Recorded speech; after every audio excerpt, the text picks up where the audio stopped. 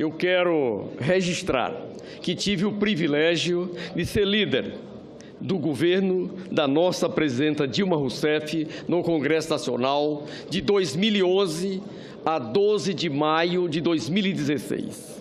E nesse período eu quero prestar o meu testemunho, como a senhora presidenta conduzia os autógrafos, os decretos, os vetos, os projetos de lei encaminhados ao Congresso Nacional, as sanções presidenciais. E ela, a senhora presidenta, tinha um cuidado muito grande de analisar cada autógrafo, de exigir a posição de todos aqueles na cadeia de construção daquele decreto, que são mais de 20, pusesse ali a sua assinatura, cobrava da Casa Civil, antes de assiná-lo, se efetivamente não tinha qualquer ilegalidade, e esse processo ficou conhecido no Congresso Nacional como um processo de espancamento, senhora presidenta, de autógrafo, porque alguns queriam mais celeridade, mas Vossa Excelência,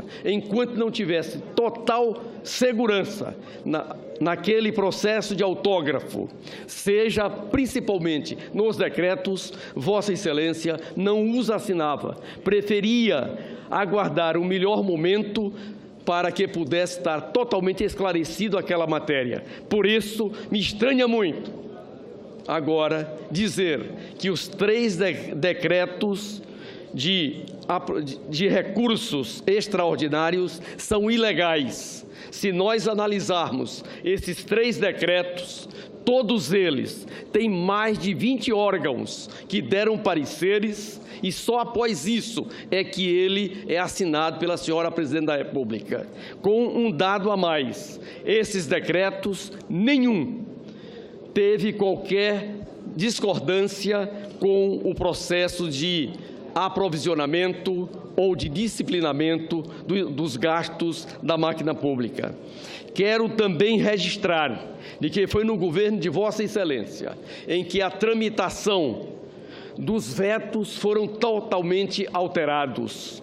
Foi exatamente no início do governo de Vossa Excelência em que a decisão do Supremo Tribunal Federal obrigou que, após 30 dias do veto, o Congresso Nacional se reunisse para analisar aquele veto. Foram mais de 4.000 vetos que a nossa presidenta apôs em matérias que eram consideradas, ora inconstitucionais, ora da pauta bomba, e que essas matérias foram todos a voto do Congresso Nacional após o veto.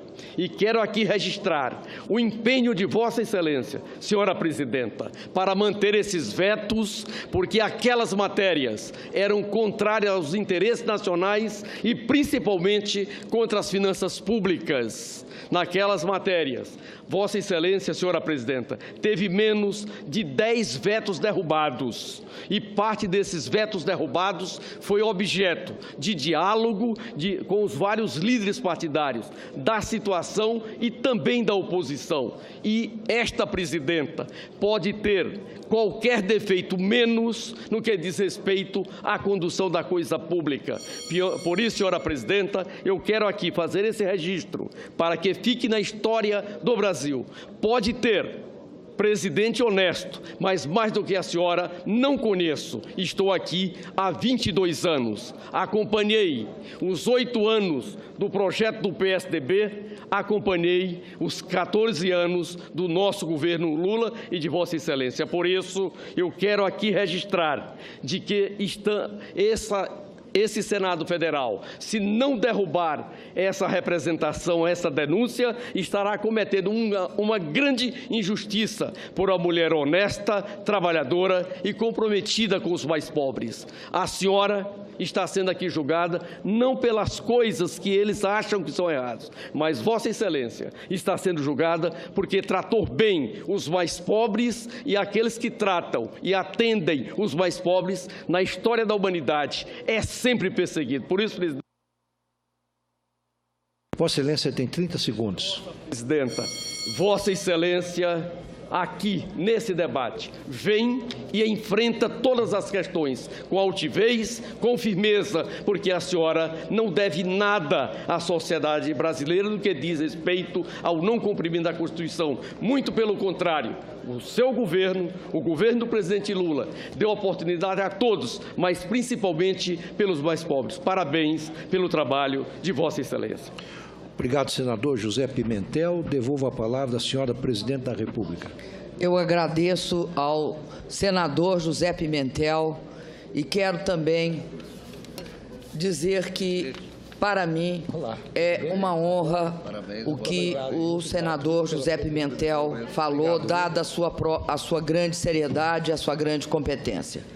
E, presidente Ricardo Lewandowski, eu aproveito como o senador fez uma fala que muito me honra, mas não me fez perguntas. Eu devolvo a palavra ao senhor para nós continuarmos com o processo.